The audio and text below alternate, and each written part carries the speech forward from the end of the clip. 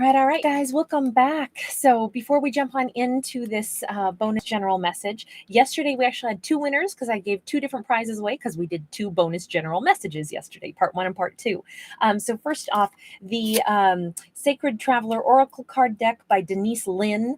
That deck is going to Vanessa Lamoth. So Vanessa Lamoth, you are the winner of that one. So you'll just reach out to me and let me know where you want me to mail your prize to. My email is right there in the description box. And then the winner of the tarot card pendants of the sun, that is going to Lil Adams Girl. All right. So Lil Adams Girl, if you would reach out to me, let me know where in the world you'd like me to mail your prize to as well. Just copy and paste my email.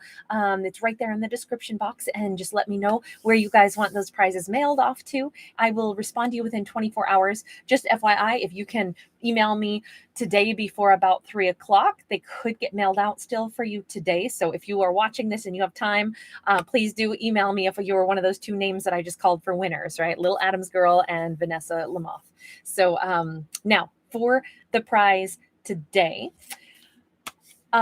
This is kind of another deck of cards where this one is, they're actually postcards. They're not, oracle cards or tarot cards. They're postcards, but they're really unique. I had given away a different deck earlier, which someone hasn't claimed their deck yet, actually.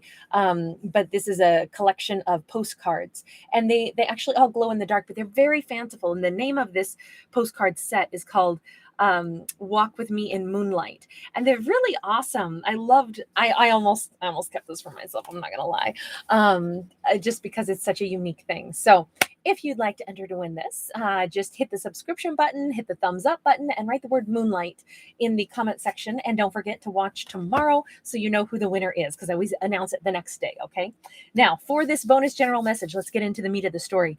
I always start with something real that happened with my dog this morning. Oh my gosh, it was so funny. We got back and he was still on his leash and halter. And, I just dropped the leash as we walked into my garden gate. And he decided to, take off and go snoofle around. Anytime we get back home, he kind of like walks his perimeter and smells to see if animals visited our yard. And I go in the house because I got groceries to put away, and I hear him out there barking. And, you can tell the different sounds of barks. And I was like, okay, wait a second. His bark is saying, Mom, I need help. I need help. I go out there and he's stuck. His leash is stuck. But get this, there's nothing that he can get stuck on, right? No, he got himself stuck around a plant. And to make it funnier, it was an eggplant. And I know everyone's snickering right now. If you're a texter, eggplant has other meanings. But yes, my dog got stuck on an eggplant that was, literally the plant that's planted in my garden. And yes, it's they're kind of like stout little plants, but he somehow managed to go like up in my raised bed and around it, I guess once, and that's how it just looped. And he's a nice dog. Like, he doesn't like to go and pull and tug and go bananas and wreck stuff. So he like patiently just waited out there yipping at me to come and release him from the eggplant he was stuck on. And I was just cracking up because I'm like, seriously, you're stuck on a plant? It was cute. So that is how we're going to begin. Maybe somebody feels trapped, but in reality, are they really? Let's actually start with a message from ancestors, shall we? In fact, we're going to use, I always call this the message from the universe, but it is actually the ancestors. And then we're going to use one other deck that's very much, oh, how funny. I accidentally just picked up a card also out of the Tarot of Light that was sitting over here. I didn't intend to, but it landed on it and I scooped it up and we got one extra card. We'll keep it. So we start out with the Two of Cups. Oh my gosh, are you kidding me? We just did a 2-part storyline on a twin flame energy vibe yesterday. I don't know if this is going to be part 3 or not. I'm not going to name it that, but everyone, like, put on your seatbelts. We might be going through the twin flame journey at hyperspeed again. I don't know. We've got a Page of Wands sideways that shouldn't have been a part of this, yet here it is. And hold on. Oh. This is going to be a weird reading. I can already tell. Ain't nothing about this going smooth so far. I think it's the first time I've ever like literally banged the entire thing to that extent. That's crazy. And we have Notice the Signs. Are you kidding me? We have Investigate, Symbols, and Nature Spirits. Okay, so how are we beginning this storyline? Well, we have we have that twin flame energy, which you could simply, we don't have to talk about it in romantic terms. We could simply say this is a card of choice. It's a card of saying, is this something that I'm drawn to? Now, obviously, the imagery that goes along with this says, oh, it's about romance. So twin flame, soulmate, however you perceive that, please know you are warmly welcomed here. Whatever you believe or don't believe in, I don't personally believe in the whole twin flame energy the way a lot of people talk about it. It doesn't resonate with me that way. It's not a challenge. I just mention it because I want people to know on my channel, we can all still hold different perceptions in our mind and still collectively get along and enjoy artwork, but you may see a very different storyline than what I'll tell, and that's totally fine too. So I hope that makes everybody comfortable. But we do have a twin flame storyline, so I'm going to refer to it as that. And there is something here about there are things that are standing out to perhaps both of these characters, things that are making them think of each other, things that are bringing to the surface some kind of, I'm going to say, changes. So let's put it this way. When do we get mail?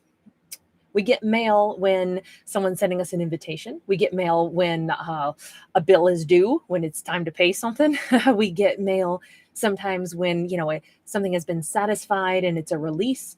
But basically, mail comes to us because it's a message coming in. And those messages typically represent a change of some kind, right? Like I say, an offer, a promotion, a document that states something that will impact us in some capacity. We rarely just get mail. Even junk mail really does still have a purpose, right? Junk mail, advertisements, such, those are things that are still showing up for a reason, because someone has a purpose in sending it. So if we are starting to notice messages, it is because there is something to that an individual wants to convey, right? Or a message that needs to be conveyed. Now, the thing is, that unexpected card that I just absentmindedly picked up, this is I almost want to say, if we absentmindedly have something like that pops into our world, this would have been a card of interest,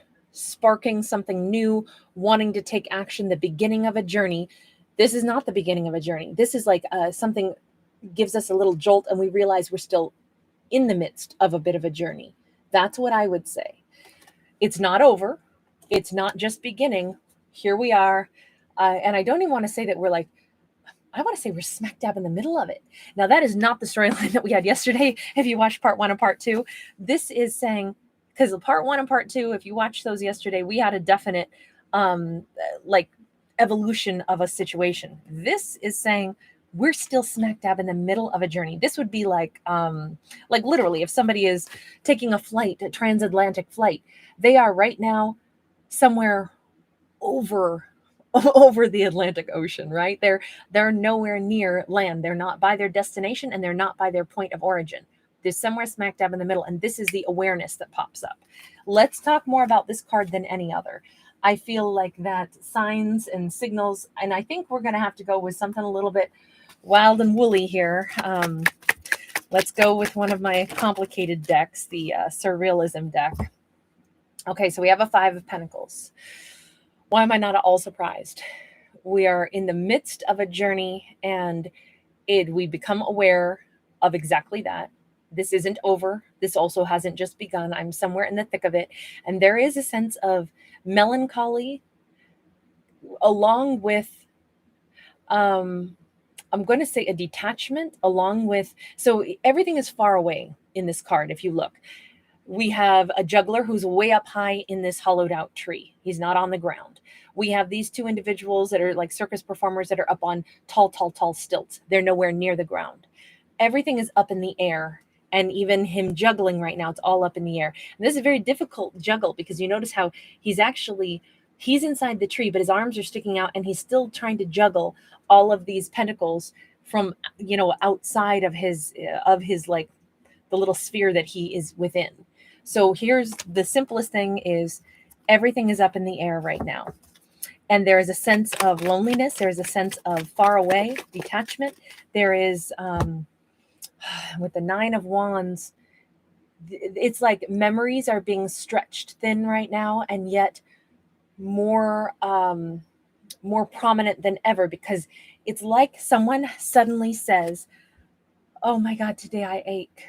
I ache because I feel like I'm so far away from my partner, the person that I love, the person I felt such a strong connection to. My memories are there, and yet it seems like such a long time ago. And I'm weary, I'm tired, but my mind goes back to that, and it feels like it was forever ago. So if this is coming to someone's mind, again, imagine that this is the equivalent of somebody being on that transatlantic flight, and right now they are over the middle of the Atlantic Ocean, and maybe they're only halfway there. You know, they're nowhere close to landing in wherever they're headed. You know, I always think of like Cork, Ireland as one of the first landmarks that I always see if I'm flying that way, or if you're coming back, it's like you're headed for like New York or something. Depends on which direction you're going, to Europe or to North America, at least flights I've taken, right? We have a King of Pentacles. I still want to know, what are the signs? What are the signals? What are the things that are making this person think of the individual that they care about? And it's weird because someone has buried the memories of this deep inside themselves. We see the King of Pentacles is way underneath the earth here, and it's a mess down here. On the surface, we have this glorious hacienda. It's well tended to. Everything looks awesome.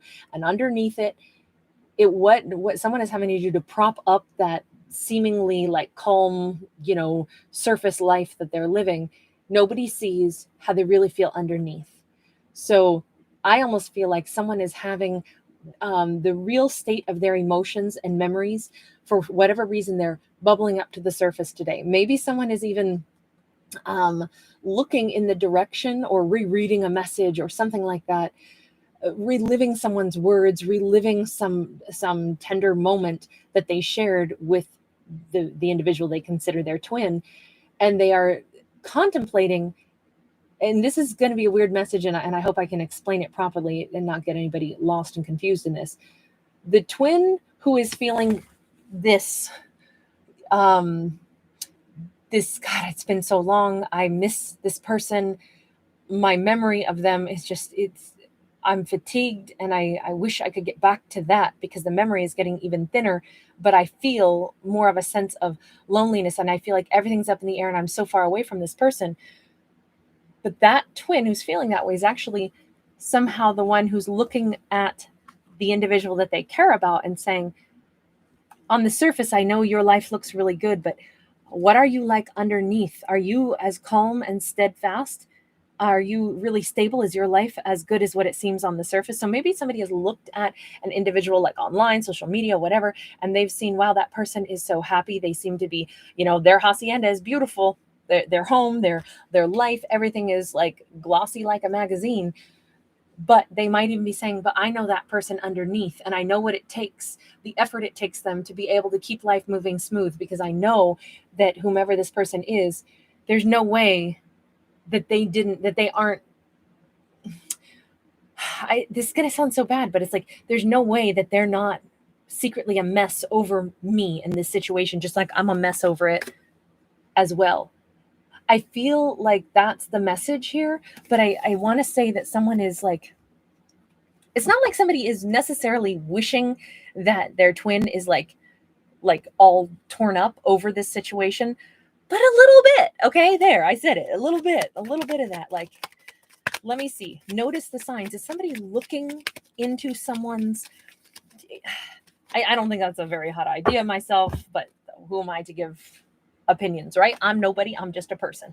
But I don't think it's such a hot idea to go looking at someone to try to figure out, you know, are they upset? Are they, because to me, that's like, okay, why are we spying on things? Wouldn't it be better to like reach out and have grown-up communication? Sorry, but there we go. Sassy Kate has spoken, and now we'll put her back in the back of the classroom. And sorry, but it says notice the signs, and it kind of looks like somebody is trying to peer into someone's life because they have a moment of loneliness. They have a moment where it feels like, this is so far away. I'm over the middle of the Atlantic Ocean, and I'm thinking right now, maybe somebody's on a flight, and they're, you know how you have those gaps of time where you're sitting there doing nothing, and maybe that's when this person's mind goes to their twin flame, and they start thinking, maybe even like, you know, scrolling through something, seeing their ex, seeing that twin flame and saying, wow, you look fabulous. You look so happy.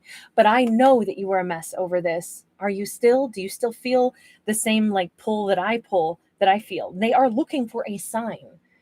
Look at this 10 of Pentacles, but this 10 of Pentacles itself is a darker card.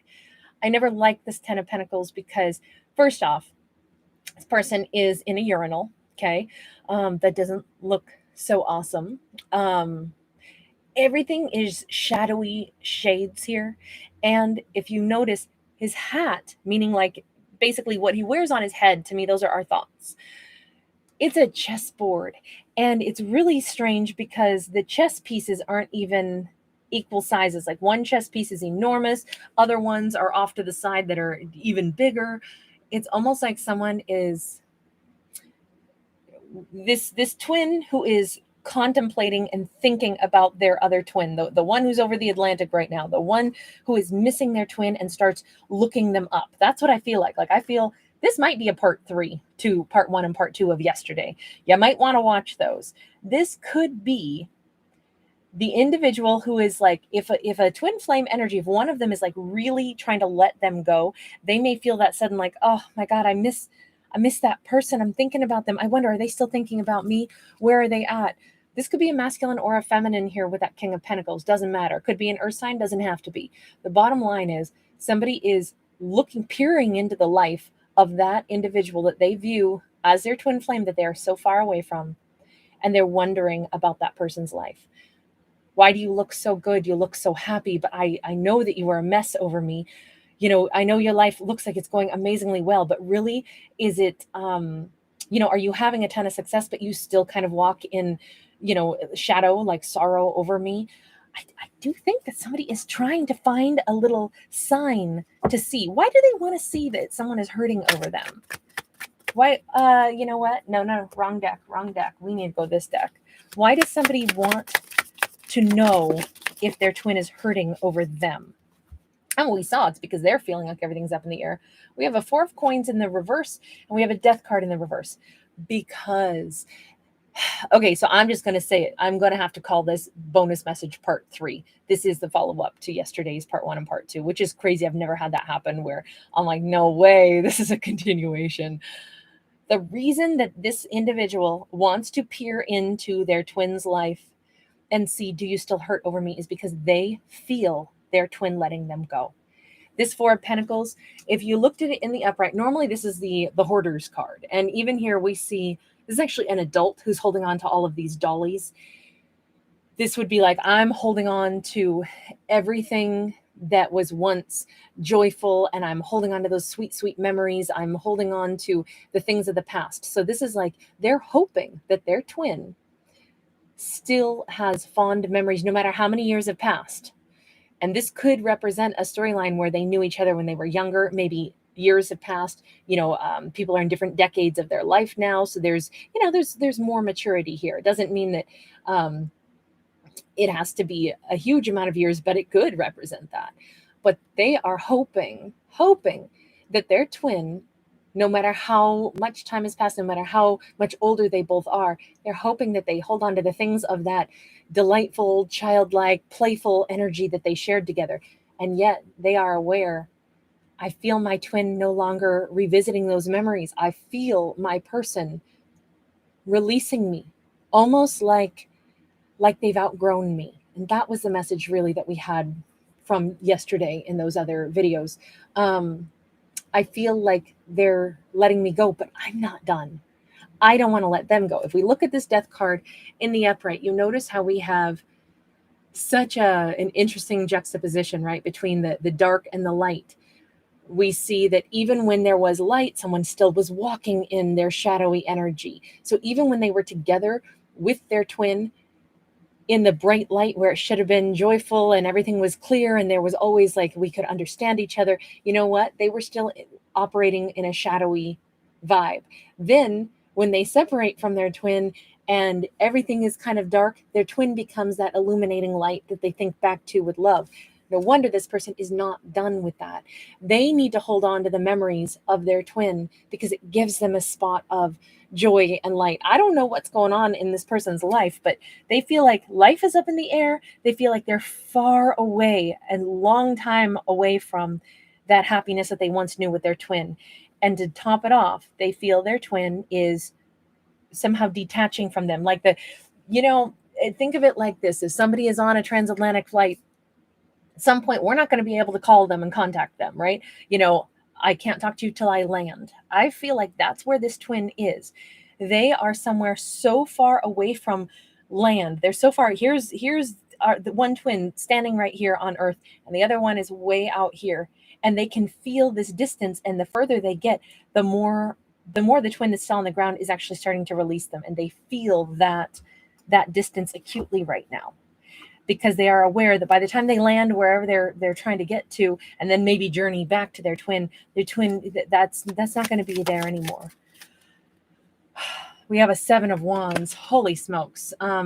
Okay, so this 7 of Wands is a very complicated card because first off, take a look at the very old, not so tidy, it looks like water damage on this kind of real ugly, actually, I don't think it's ugly. I actually like this wallpaper, but this wallpaper looks pretty water damaged, pretty yellowed out. This is like, we'd expect to see that in like a house built in 1910. But then if you look again closer, sorry, I know my nails are a train wreck. I've been working outside. You notice that somebody has chalked on this little happy smiley face and lots of little happy smiley stick men all over the place. Yet there's no real substance here, right? Someone has been basically acting like life is awesome, everything's great, and they are extremely hollow on the inside. And this has been going on for some period of time. I almost feel like this has like a haunted house vibe, like somebody has been trapped in the netherworlds of like they're not really living their authentic life. They aren't really being able to I don't know, I guess interact in a sincere way. I think everything they do is shallow. I think everything that whoever they deal with, whatever their work is, they plaster on a smile, but I don't even think they like what they're doing right now. And I think that it's been a long time that they've acted like this. Now we look at the other figure here, and what we see is this person who's in the fetal position. And what's crazy is these little gremlin creatures are actually even running away from them. So the fetal position could be good because it would represent the fact that somebody wants to like go into some rebirth. However, the person in the fetal position is housed within the drawing of that little outline of the happy dude. And then up here on the walls, we actually have some kind of interesting symbolism, including a serpent. Like all of this says they're in a house. When I say house, I'm saying the space that they exist in. Their environment, okay, is one where they've been, I'm going to say, living a very shallow existence, acting like everything's fine, not letting anybody know what they're really feeling. This is the reality. This is somebody who is like, I think that this person is wounded. I think this person is wanting to change their life, but scared to. This is almost like a protective stance. I almost feel like somebody is afraid of like rebirthing themselves. That 7 of Wands, this is how we deal with problems. This person has a habit of pretending like, oh, what do you mean there's not a problem? There's a big problem, but they keep acting like everything's fine, but they just kind of wrap themselves up. But what's so crazy is this is how they are used to dealing with stress until the stress just kind of like, I just swallow it down. I just wrap tight around it and I just let it go. I think that they've got to change because the 7 is a divine number, a number of needing to change. If this person has been acting like they are okay without their twin, all the while they've been on this journey where they're, in this transatlantic, airplane trip. Oh, the reason I'm using that is because this is a long journey.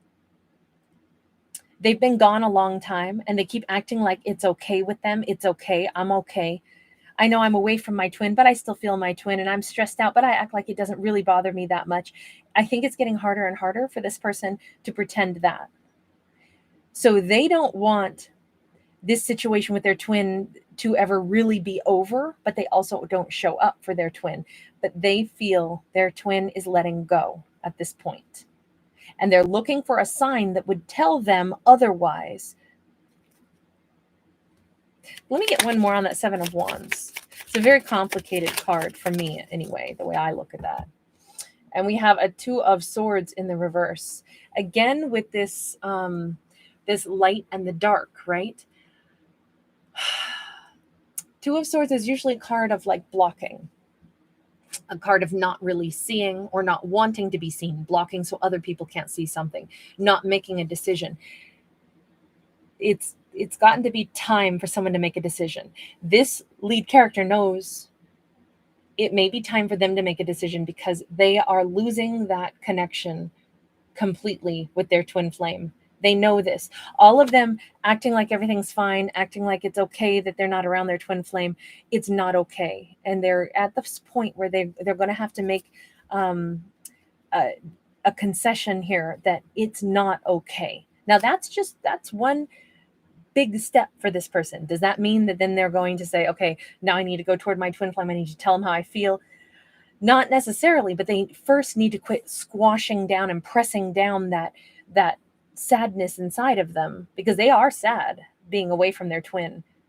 But all this time, they've still acted like they had plenty of time, or they've acted like, well, it's the journey. I know it's far away, but now that they can feel their twin is leaving, is truly letting go of them, they're realizing they have no choice. Something has to be done here.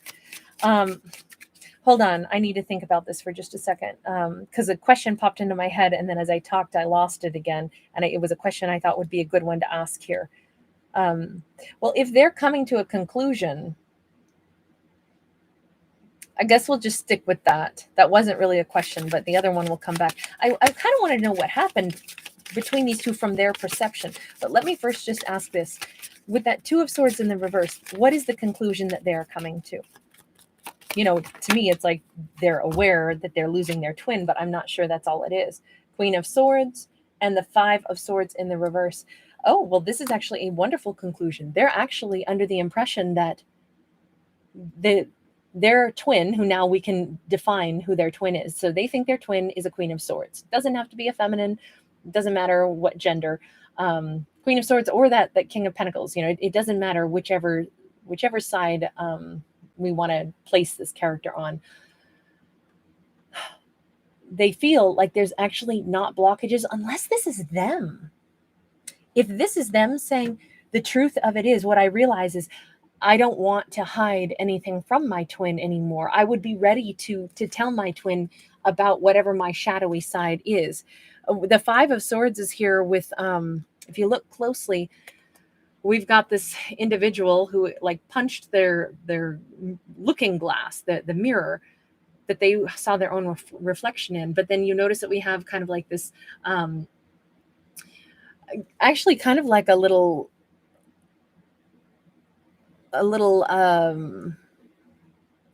I'll say guide standing behind them. I almost think that this is a moment where our lead character is actually coming to the conclusion that all the things that they didn't want to open up to their twin about. And remember, we kept seeing cards that represented the light and the dark, right? The light and the dark.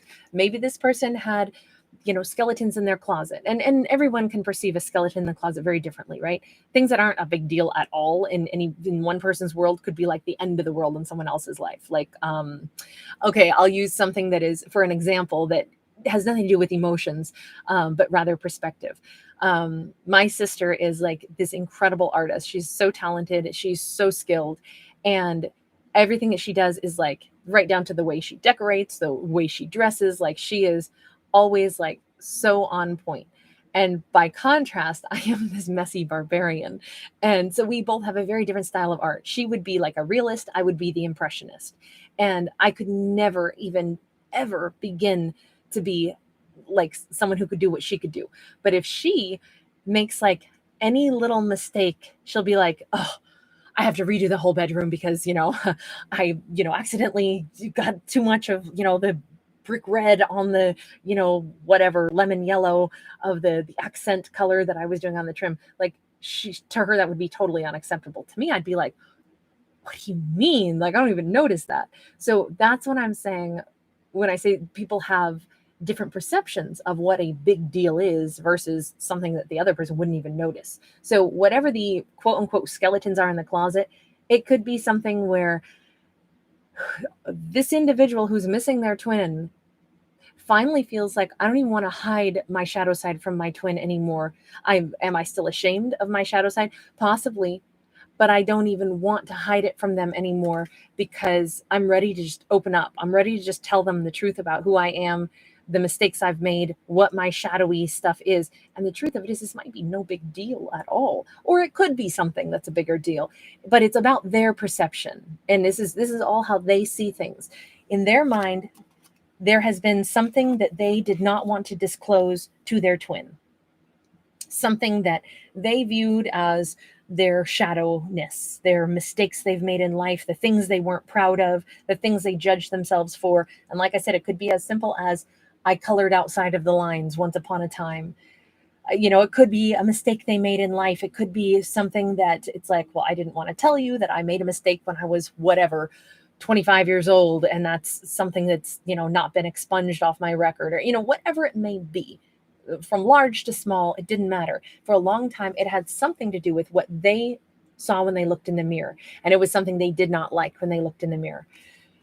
At this point, they're actually ready to go ahead and tell their twin that they know that their twin wouldn't accept less than a full disclosure of everything anyway, which we kind of saw some of that referenced in part 1 of yesterday's video. But at this point, they're like ready. They're actually recognizing that's what the Two of Swords in the reverse is. I don't even want to hide myself from my twin anymore. I don't know why I've tried to escape and run from this journey, even though I always still wanted my twin. But instead, I got on this flight and flew far away from my twin on purpose to avoid having to reveal myself to them. But now I don't even know why I've been hiding that. I don't want to hide it anymore. I want to just tell my twin who I actually am. We have a 5 of Cups in the reverse. They do feel this sense of, look at this again with the shame, right? This person has been standing there, and you know what's crazy? They left their heart on the table and then they hid in the corner and expected to have, someone come punish them. But I think it's just their own, for whatever reason, they've had guilt, they've had shame, they've had loneliness. I don't know why there seems to be some shame surrounding laying one's heart on the table. A perceived weakness. Maybe they were punished once upon a time for something as simple as like opening up their heart. Maybe it was a relationship where it wasn't reciprocated, or they had someone who treated them really poorly. Whatever this was, they've healed from this, is what this is actually saying. They've healed from this and they're aware of it.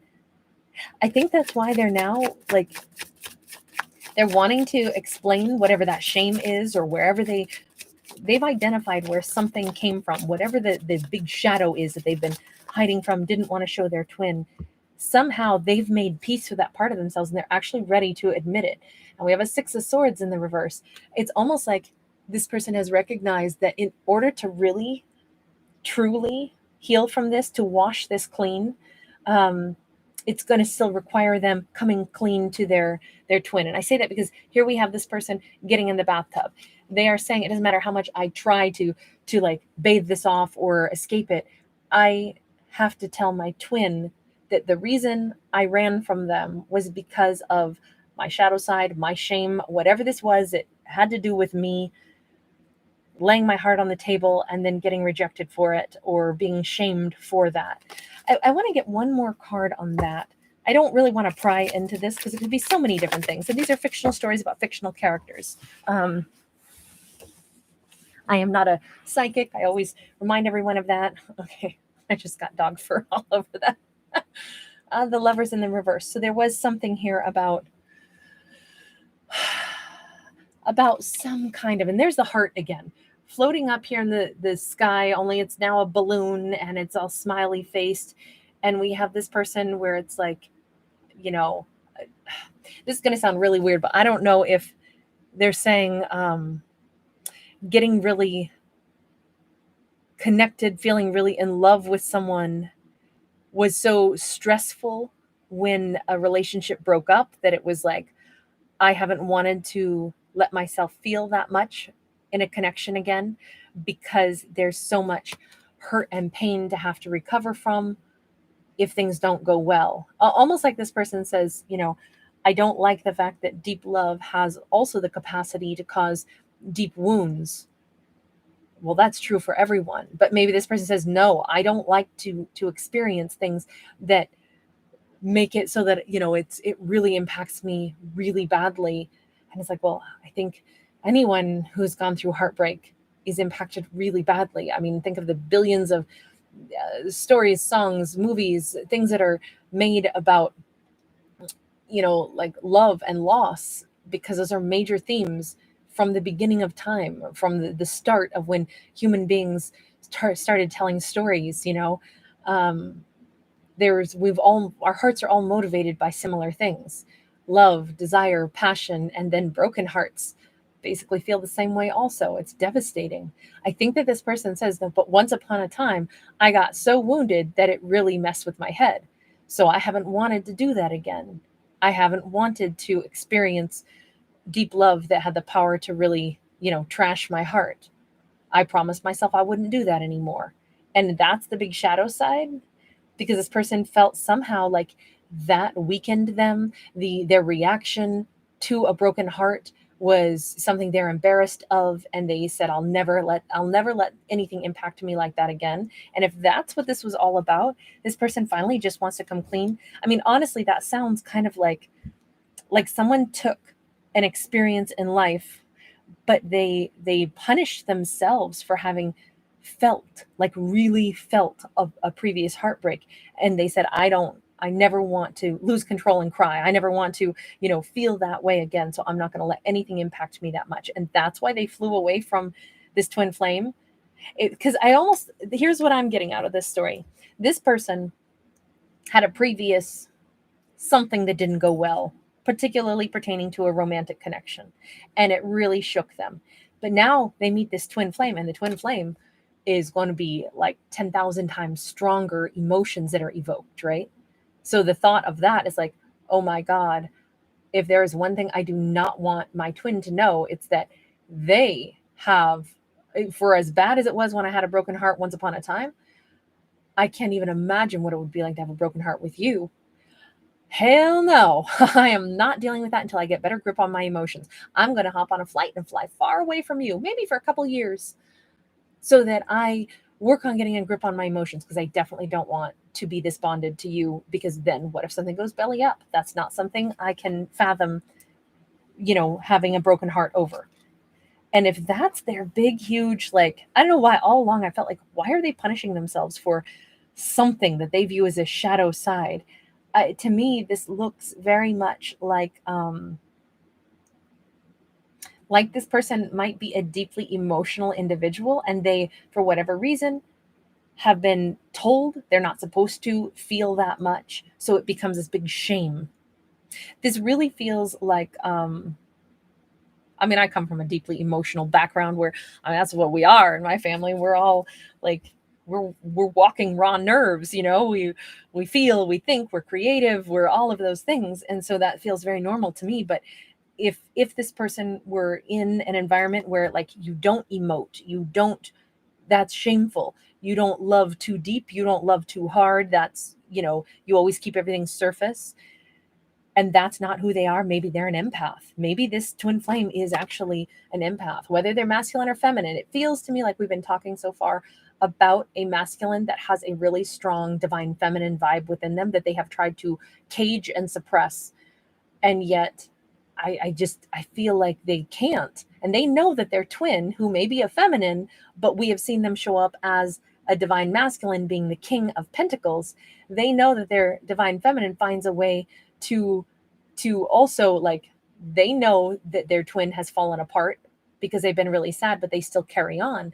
I almost feel like this person, please no, I don't read for genders, but for the sake of storytelling, I feel like we have flipped roles. Now, these could be both be masculines, these could both be feminines, but the divine masculine and feminine energy, all I'm going to say is however an individual identifies, I actually feel like their inner heart and soul is being represented by the opposite. So if it's a man, they had a really powerful divine feminine energy within them that was maybe what they were always trying to suppress. Like, I don't want to be with this receptive to emotions. Oh my gosh, my left ear just like shut down, and I just had that high pitch, like almost like tinnitus sound come in. That was crazy. Sorry, I gotta pop my ear. If that is one of those things that they've been really struggling with, so say it's that aspect of the story. This twin flame, they are a beautiful match. But the roles that they play externally, the energy vibe that they have is actually flipped on the inside. So they match at two levels. They match externally, but internally in the reverse direction. I don't know if that'll make any sense. Again, we're looking for the complement. Imagine it doesn't matter what gender they are.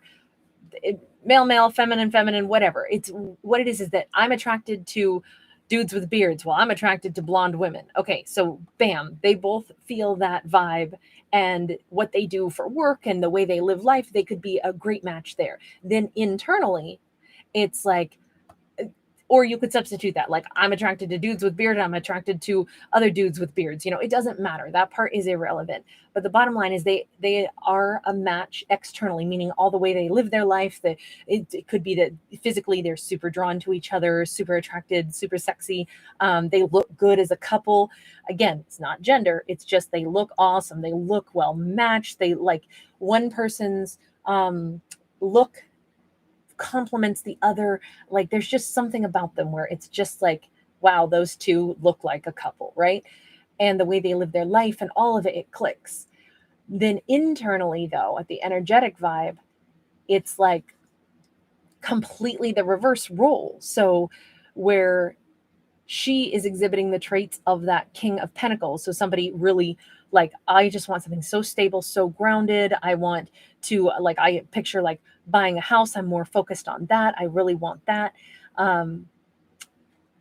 They might be more of the visionary. They're a little bit more like head in the clouds. Like she may be better at putting together the meat and potatoes of like, this is how we'll get to that goal of buying that piece of property, blah, blah, blah. And they might be more of like, okay, awesome. You handle all that part. I can't wait to like just dream really big and have it really exciting, like just tell me where to show up. And I'm more concerned with like, I don't know, some other aspect of it. Like, how's the light going to look when it comes in the west side of the building? I care more about that than I do about the rest of the house. I just want one room where the light comes in so we have these awesome sunsets. I'm just saying that their attributes, like their internal aspects of what's important to them could be, they play different roles. One's a visionary and one is that grounded, like, rudimentary, get the work done.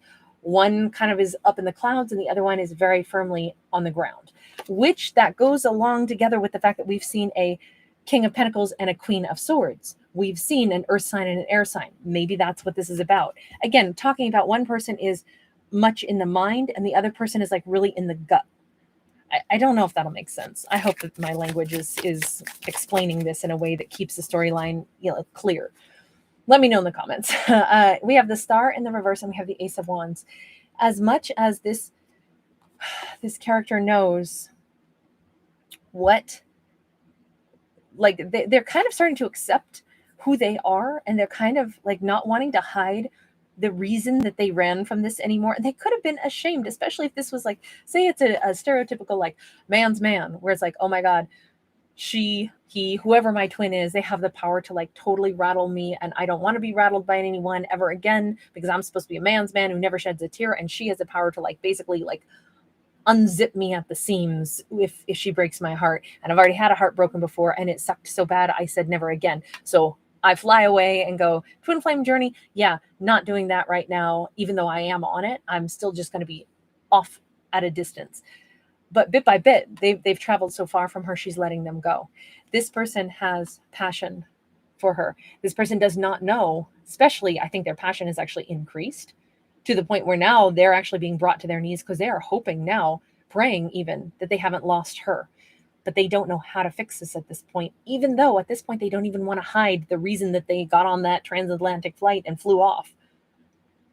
To have the Star card here, again with the showering, right? Again with the needing to wash something clean, but at this point saying, oh my God, I think it's just now like sinking in. I messed things up with her. How do I clean this up? Because I can't shower her off of me. I know now why I ran. I know now what I didn't want to tell her, but I know now that she's letting me go. So let me go back. 45 minutes long. Oh my gosh, this is getting way too long and way too complex. Let me go back for just a minute and say one more thing about noticing the signs. They want to see, does she still feel for me? Let me get one more. What are they going to do if they do see that she seems to be, I'm going to say, detaching from them? Temperance. Sagittarius energy. Are they trying to, I mean, I feel like they're just trying to make peace with this and say, well, that really, that's really painful.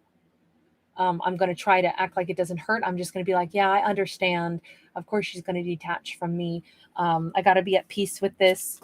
I know that I want the best for her. And since I wasn't able to like step up,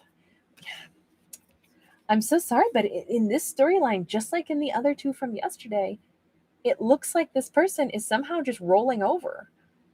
You know, all of this, they now understand why they behaved a certain way. They've been hoping that she still basically was sad over them, which I don't like that message one little bit, but that's not for me to decide.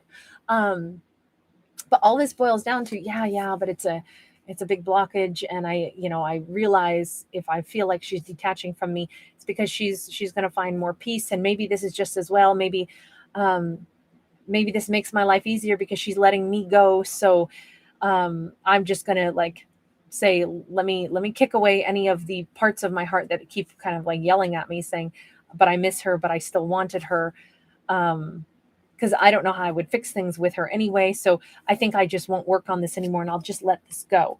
There's a part of this where this person is, I don't know if they just flat out are not listening to anything that their heart is telling them to get up and do. 10 of Cups in the reverse. This is a really tough message because this person is literally saying, I'm not going to work on getting my happiness. I'm just not, because with great happiness comes the potential for, great disaster. Sure. Because anything that we have that we want that much, like picture it like this. We buy this fancy car and then we go, but I don't want to drive it anywhere because I could get in a fender bender. So instead we buy and acquire something and then we lock it in a vault and we never drive it. Perfectly preserved. So for some people that's enough, right? They are glad that they own it. They're glad that it's locked up.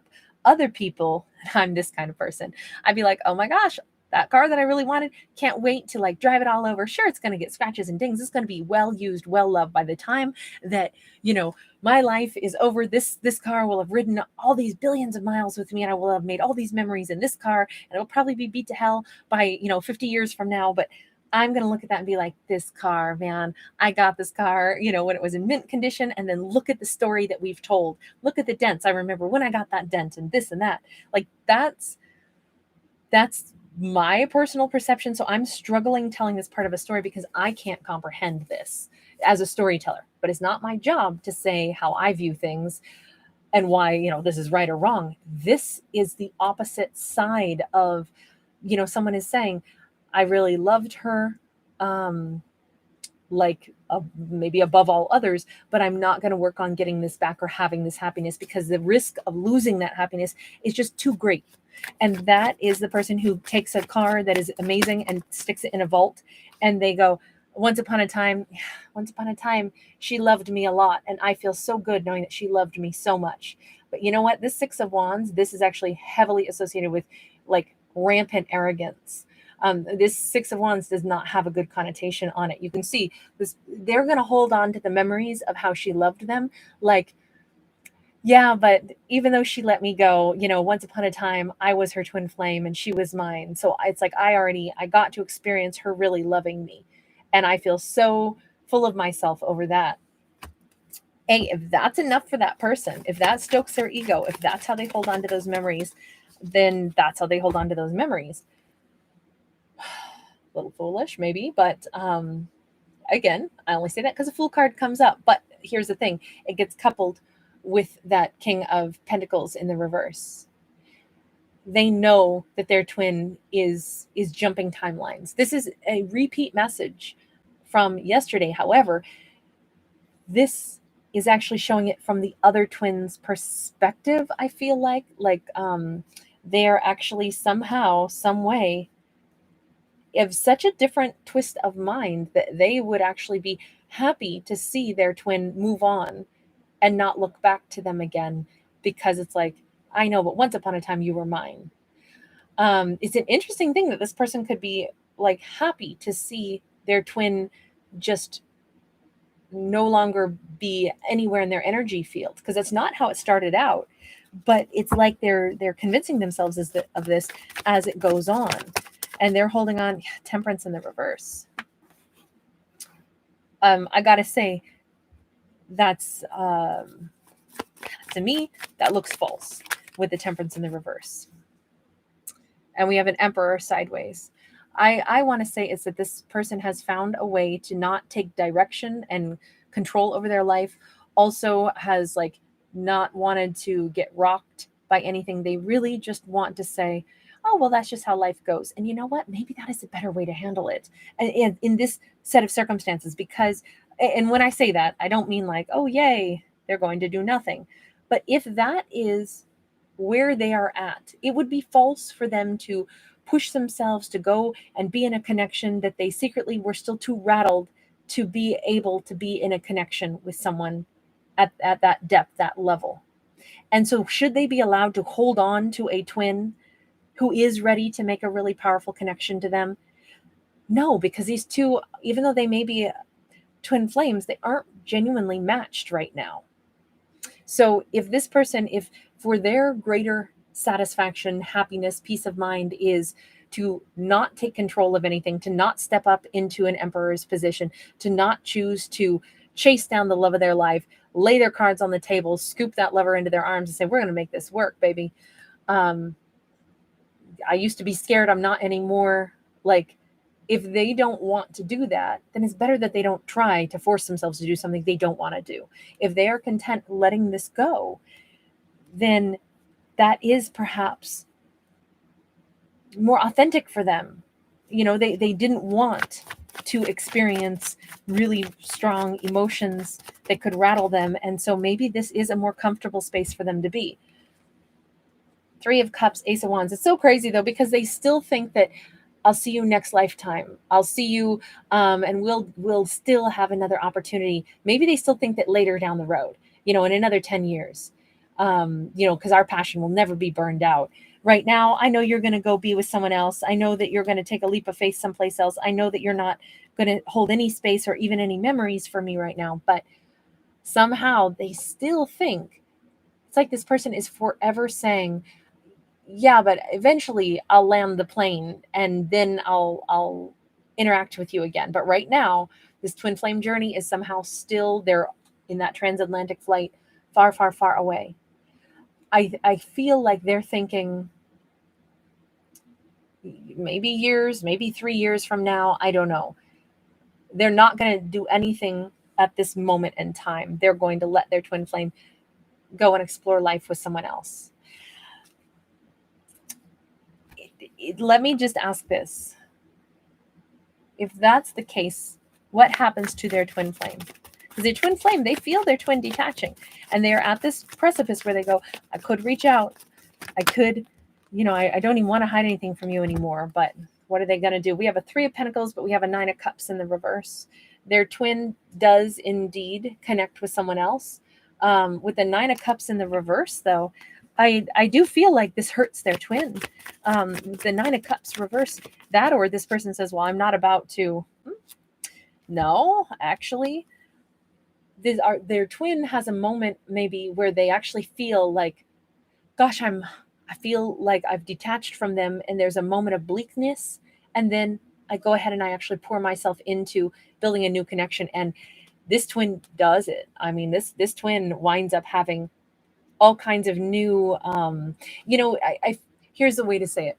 I think that this twin goes ahead and says, I'm letting go of my former partner, the one who I don't know where they went. I have no idea. All I know is that they didn't come to find me.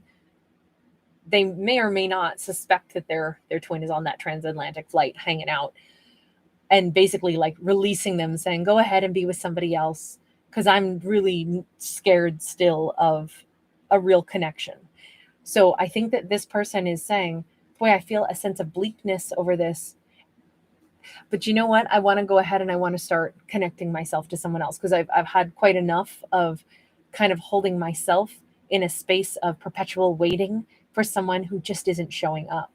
So, you know what? I'm ready to connect with somebody new. And I think just this individual, which would be like that King of Pentacles, whether it's a masculine or a feminine, them saying that is instantly sending out the pheromones of, hey, I'm truly single. I'm energetically, I don't have any bubble of somebody else's energy with, that's like got this neon sign saying, I'm taken, don't approach me, don't approach me, don't approach me. That bubble is popped, and this person is like suddenly visible. It's like all the suitors, maybe 8 of them, that would have been awesome matches for this other twin. They never met those people up until this moment, because up until this moment, it's like they were cloaked in their twin flames energy that was always at a distance from them. They're not cloaked by that energy anymore. They are open for business and ready to take on new romance. And this is coming in fast. This is multiple suitors, multiple conversations. This is, yes, they lost a chunk of time. Okay, they did. They lost a chunk of time, meaning they also lost 1 or 2 suitors that could have been great matches for them, that probably booed up with somebody else because they were still busy, cloaked in their twin flames energy, unavailable, not visible. And at this point, they are extremely visible to other suitors. Justice and Queen of Pentacles. Guess what? Remember, all this time, this person had shown up as a King of Pentacles, even though I was saying, I feel like the King of Pentacles actually representing the feminine, the one who was like really grounded, the one who like really wanted to be in a connection. I mean, it could have been the reverse. Okay. I truly do not read for genders, but there was something here about flip-flopped roles, whatever that meant. It is fair and balanced that this person, the twin who basically lost a lot of time waiting for this other one who was on that flight to decide to land. Okay, here comes that. Sorry, my ear is like so weird. I have to like pop it. It did that weird sound thing again. It's fair and balanced that they actually get to be with a true mate now, a Queen of Pentacles. Someone, now we have a matched pair. We have a King and a Queen of Pentacles. It's the first time that's shown up. So the very thing that their twin who decided not to take action toward them, the very thing that twin said, oh, I do wish that you would be super happy, but I'll always remember you loved me first. But I know you're going to have some fresh start with somebody else. You're not going to be my King of Pentacles, my person. You're going to, go take a leap someplace else. But someday I'm sure that I'll end up with you again. The bottom line is, I don't know that that's ever going to be true, because the individual that they are basically releasing, their twin flame, that they are like saying, go ahead and be with someone else, because, I don't think I'm going to come towards you after all. It's enough for me to keep that memory in my memory vault and know that you loved me first. Them releasing her like that, him, her, whomever, that actually, they get what they asked for. But they get more than what they asked for. They send their twin onward to match and mate with the love of a lifetime. We have a matched pair. The first time we've seen that in this whole reading. We have a queen who will match that King of Pentacles. I don't think they're getting this person back. I really don't. I think that it is true that their twin flame deserves to be really, really, really happy. And in a strange way, they actually are happy letting go of their twin flame, but holding on to those memories. Like, again, this is the difference between the two different types of people. One would be okay to keep that fancy car locked in a vault, and the other person is like, I want to like drive that fancy car. Basically, I'll keep memories of someone precious, but I don't need to be with them. And this person is like, I want to live a life with someone. I want to be booed up. I want to have a love affair and a person to share my life with. I want big passion and I don't want any toxicity. And guess what? That's what this person gets. A king and queen of pentacles find each other. It balances out the energy of the universe. They get passion. They get seriously an amazing love affair and none of the toxicity, none of the, I don't think that these twin flames were like balanced enough to be together. Not in this story. Now remember, this is not your personal story. Don't get upset. Don't feel sad. Don't think this is how your life is going to go. This is all fictional storytelling, and it's super important on my channel anyway that I always remind everybody of that, because I'm not a psychic. I can't tell you how your life's going to go, and I don't ever pretend to. I think we all make our own decisions in life. I know in storytelling we all look for, if we watch a movie, we fall in love with characters, we, get all interested in what we see. But ultimately, it's nothing that we do not take action in our own life is ever going to become a part of our own world. So what's nice about these stories is no matter what, there's nothing says that any of this is going to be the way someone's life turns out. Everybody decides how their life will run, not a story. And so I hope that puts this in a different perspective, and it makes it like more empowering, because even if you're listening for entertainment, but you're also listening because you're like, wow, I can identify with that character or that. Just remember, these are not you. Your storyline still gets to go differently. And I think that that's always really such a breath of fresh air to be reminded of that. Then the storytelling is actually way more fun, and it can be more like philosophical. Like we step back and we go, okay, what would I think about that? If I were that character, how would I have handled that differently? And I hope that's how people see my art. Anyway, you guys, thanks for being here. Yeah, long. I think this is an epic one. 1 hour, 1 minute and 18 seconds. Wow. If you do enjoy my very lengthy storytelling sometimes, thank you for liking, sharing, subscribing. Thank you so much for being a part of my world and having fun when you're here. That's so important to me, that my channel is a fun space. Thank you again, and I will see you guys tomorrow. All right. Bye.